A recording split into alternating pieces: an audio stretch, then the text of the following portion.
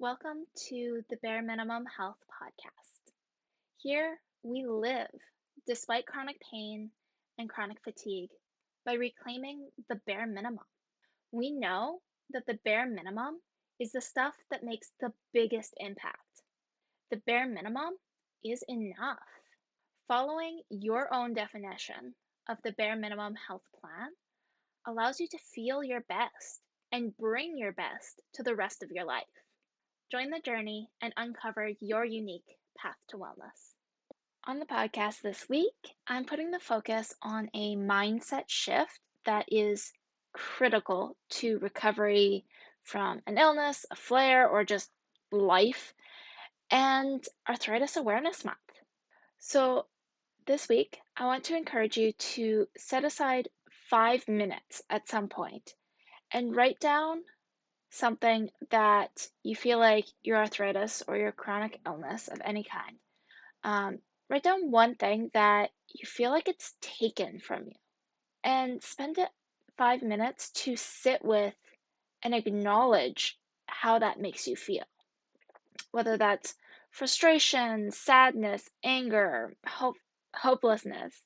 And once you've had a chance to really experience that emotion, I want you to write down something that you've done despite your arthritis. Whether that's a trip you managed to go on, a fitness challenge you tried, something you've done for your family, or maybe it's just surviving. 'Cause sometimes that's a big deal. And if you find that this invitation is too emotionally daunting or challenging, I strongly encourage that you book an appointment to work through this with a therapist. This emotional baggage is worth working through. You are worth working through it to get to the other side.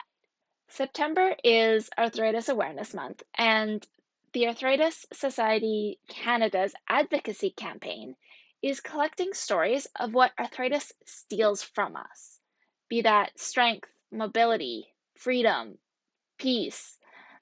On a collective level, this is critical to help get the systemic support we need for researchers to get funding to improve our healthcare options and to try to get a bit of empathy. Because even though 1 in 4 women and 1 in 6 men have arthritis, many of us feel like we're struggling alone because we look fine on the outside, but on the inside, it's a different story. And on a personal level, this acknowledgement can be incredibly empowering, even when it's challenging, as long as you don't get stuck there. If we get stuck ruminating about everything that has become more difficult or impossible, we'll never move forward and take charge of our lives so we can actually live our lives. At the same time, if you gloss over the hardships, you land in the realm of toxic positivity, skipping past the emotional truth that it is hard to live with a chronic illness, particularly one that is prone to unpredictable flares, will ultimately come back and bite you. When that flare does come, it will be that much harder to recover. As with everything, the key is balance. Look directly at what is difficult. Feel the emotional truth of the situation and acknowledge that it sucks. Only then can you move forward to build a lifestyle with routines and habits that work for you despite the arthritis. This topic, accepting the challenges, has been hitting close to home lately. Just this past week, my energy was super low. And I don't know how universal this experience is, but rather than feeling like my energy was throughout my body and brain, it felt like all of my energy was just puddled around my feet. I was also getting close to burnout. My body tells me pretty clearly when I've been pushing myself too hard because I get those muscle twitches at my eye or my temple. It's always the right side for some reason.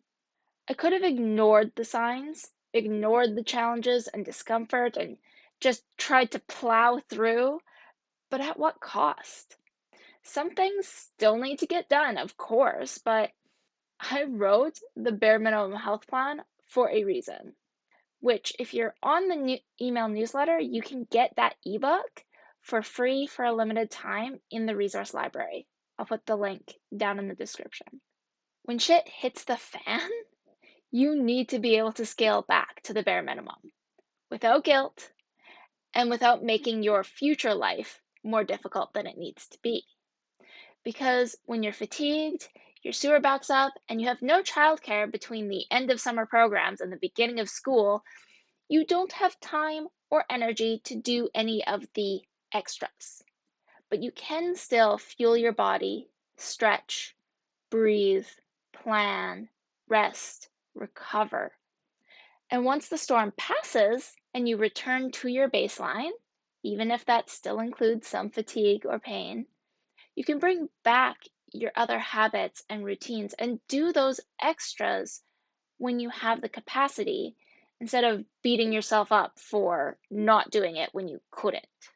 So, if this sounds like something you need to hear more about, I have a whole ebook that is free for a limited time for people on my email newsletter. So, if you want to get your hands on the current version for free, make sure you get on the email newsletter, and the link will be in the description or the show notes.